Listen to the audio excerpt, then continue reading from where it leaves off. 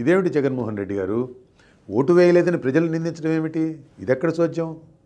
ఈ ఓటమి ఊహించలేదన్నారు, బాగుంది. మీరేంటి, ఎవరు ఊహించలేదు ప్రజలు మీకు ఇలాంటి ఘోర పరాభవాన్ని కట్టబెడతారని? ఓడిస్తారనుకున్నాం కానీ ఇలాంటి స్క్రిప్ట్ రాసి పెట్టారని ఎవరు అనుకున్నారు? కాబట్టి ఊహించలేదన్నంత వరకు బాగానే ఉంది. కానీ బటన్ నొక్కి డబ్బులు పంచితే ఆ డబ్బు తీసుకొని కూడా ఓటు వేయలేదని అక్క చెల్లెమ్మలను, అన్నదమ్ములను, అవ్వాతాతలను నిందించడం ఏమిటి? మీకు ఓటు వేస్తేనే వారికి ప్రేమాభిమానాలు, ఆప్యాయతలు ఉన్నట్లా? వేయకపోతే లేనట్లా? ఆ అక్క చెల్లెమ్మలకు పిల్లలు లేరు? ఆ పిల్లలకు మంచి భవిష్యత్తు కావాలని వారు కోరుకోరు? ఆ అవ్వాతాతలకు కొడుకులు, కూతుళ్ళు లేరు?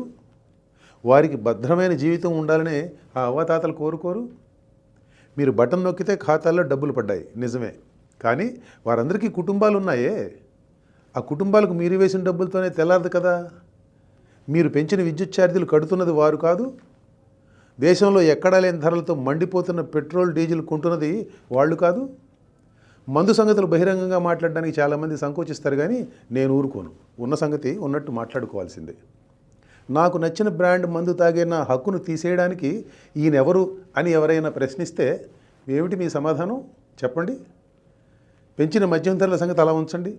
నా బ్రాండ్లు మాత్రమే తాగాలంటూ మందుబాబులు మీరు చేసిన ఘోరమైన జులుం భారతదేశంలో గతంలో ఏ పాలకుడన్నా ఎప్పుడన్నా చేశాడా? నేను బటన్ నొక్కి డబ్బులు వేస్తే అవి తీసుకుని కూడా ఓటు వేయలేదని మీరు ఎవరినైతే నిందిస్తున్నారో ఆ అక్క చెల్లెమ్మలకు భర్తలు, కొడుకులు లేరు? మీ పుణ్యమా అని వారి మందు ఖర్చు బడ్జెట్ పెరిగిందని, దానికి తోడు మీ బ్రాండ్ల మందు తాగితే ఒళ్ళు కూడా గుల్లవుతున్నదని ఆ అక్క చెల్లెమ్మలకు తెలియదు? ఇదంతా అలా ఉంచండి జగన్మోహన్ రెడ్డి గారు. ఎవరి డబ్బు ఎవరికి ఇస్తున్నారు మీరు? మీ తాత తండ్రులు సంపాదించిన డబ్బో, లేక చిన్న వయసులోనే అసాధారణ ప్రతిభ కనపరుస్తూ మీరు సంపాదించిన ఆ వేల కోట్ల సంపదను పంచుతున్నారా ఏమిటి మీరు? బటన్ నొక్కి పంచుతున్న డబ్బు రకరకాల పద్ధతుల్లో తమ దగ్గర నుంచి వసూలు చేసిన డబ్బేనని తెలుసుకోలేనంత అమాయకులు అనుకున్నారా మీ అక్క చెల్లెమ్మలు, అన్నాదమ్ములు, అవ్వాతాతలు? ప్రజల ఇంగిత జ్ఞానంపై మీకెంత నమ్మకం జగన్ రెడ్డి గారు? డబ్బు పంపకంలో అవినీతి లేకపోతే పాలనలో అవినీతి లేనట్లేనా?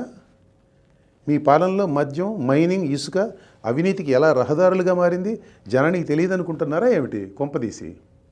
లేక మీరు డబ్బు పంచుతున్నారు కాబట్టి వారు దాన్ని పట్టించుకోరనుకున్నారా ఆ అవినీతిని?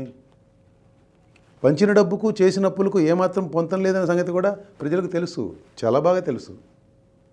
డబ్బు పంచడం అన్న ఏకసూత్ర కార్యక్రమంతో పరిపాలించాను కాబట్టి నన్ను గెలిపించాలని అనుకోవడంలోనే అసలు లోపం ఉందని మీకు ఇంకా అర్థం కాకపోవడమే మీలోని లోపం. సంక్షేమం నాతోనే పుట్టిందని మీరు చెప్పడం జనానికి నచ్చలేదు జగన్ రెడ్డి గారు. అభివృద్ధి అనేది ఒకటి ఉంటుందని, పిల్లల భవిష్యత్తు బాగుంటాలంటే పాలన ఆ దారిలో నడవాలని వారికి తెలుసు, జనానికి చక్కగా తెలుసు. స్కూల్ భవనాలకు రంగులు వేసి టీచర్ల బోధనాశక్తితో నిమిత్తం లేకుండా ఇంగ్లీష్ మీడియం పాట పాడి విద్యారంగాన్ని సంస్కరించేశారని మీరు చెబితే ఢిల్లీ నుంచి వచ్చిన జర్నలిస్టులు నమ్ముతారేమో. అక్క చెల్లెమ్మలు ఎందుకు నమ్ముతారు? రేషనలైజేషన్ పేరుతో ఇంటి పక్కన్న బడిని మీరు మూసివేసిన సంగతి వారికి తెలియదు. మాటిమాటికి మారిన మీ విధానాలతో పిల్లల చదువు చట్టుబండలు అయిపోయిందని ఇంటిలో ఉన్న తల్లికి తెలియకపోతే ఎవరికి తెలుస్తుంది? మీరు బైబిల్, ఖురాన్, భగవద్గీత అనే మీ మేనిఫెస్టోలో వాగ్దానాలు 99% అమలు చేశారా? ఏం మిగిలిన 1% ఏం పాపం చేసింది? దాన్ని కూడా కలపకపోయారు, వదిలేశారే? మీ మేనిఫెస్టోలో పోలవరం మొదలుకొని రాష్ట్రంలోని సాగునీటి ప్రాజెక్టులు పూర్తి చేయడం అనేది లేదా? పరిశ్రమలు తీసుకురావడం లేదా? యువతకు ఉద్యోగాలు, ఉపాధి అవకాశాలు కల్పించడం లేదా? శుభ్రమైన రోడ్లు లేవా? పంట కాలువలు బాగు చేయడం లేదా? ధరలు తగ్గించడం లేదా? చక్కటి శాంతి భద్రత పరిస్థితి మెయింటైన్ చేయడం లేదా? Just asking. అలా అయితే అసలు మీ మేనిఫెస్టోలోనే ఏదో తేడా ఉన్నట్టు కాదు. పనికిరాని మేనిఫెస్టో ఒకటి తయారు చేసి మొత్తం అమలు చేసామంటే సరిపోతుందా? మీ పాలనలో ఏం ఉందో, ఏమి లేదో, చెడు ఏం జరిగిందో, మంచి ఏం జరిగిందో చెప్పాలంటే చాలా ఉంది. ఇట్లా చెప్పేది కాదు, ఇక్కడ చెప్పేది కాదు. దాని మీద 600 పేజీల పుస్తకం రాశాను, విధ్వంసం అని. చదువుకోండి. ఇక తీరికేగా మీకంతా. ఒక పక్క జనాన్ని నిందిస్తూనే మరో పక్క ఎక్కడో మోసం, అన్యాయం జరిగింది కానీ ఆధారాలు ఇవ్వడం విచిత్రంగా ఉంది జగన్ రెడ్డి గారు. పైగా దేవుడికి తెలుసు అంటారు. ఏ దేవుడు? పైన ఉన్నాడు అనుకుంటున్న దేవుడా, లేక ఢిల్లీలో ఉన్న దేవుడా? ఏ దేవుడైనా కానీ అలాంటి మాటలలో ప్రయోజనం ఉండదండి. ఎవరేం చేసినా కానీ మీకున్న 40% ఓటు బ్యాంకును తగ్గించలేకపోయారన్నారు, నిజమే. పోయినసారి ఎన్నికల్లో మీకు 151 సీట్లు వచ్చినా కానీ టీడీపీ ఓటు బ్యాంక్ కూడా టీడీపీతోనే ఉందిగా. మరి వారిని అంతా ఎగతాళి చేశారు ఎందుకు అప్పుడు మీరు? దేవుడు రాసిన స్క్రిప్ట్ అన్నారు. ఇప్పుడు ఈ స్క్రిప్ట్ ఎవరు రాసినట్టు? ప్రజాస్వామ్యం అంటే ఇలాగే ఉంటుంది. 5 ఏళ్ళు ప్రతిపక్షంలో ఉండి 5 ఏళ్ళు అధికారంలో ఉన్న తర్వాత కూడా మీకు ఆ విషయం అర్థం కాలేదు.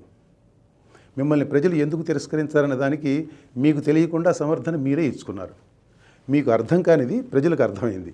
అందుకే మిమ్మల్ని ఇక చాలు ఇంటికి వెళ్ళండి అన్నారు. నమస్కారం.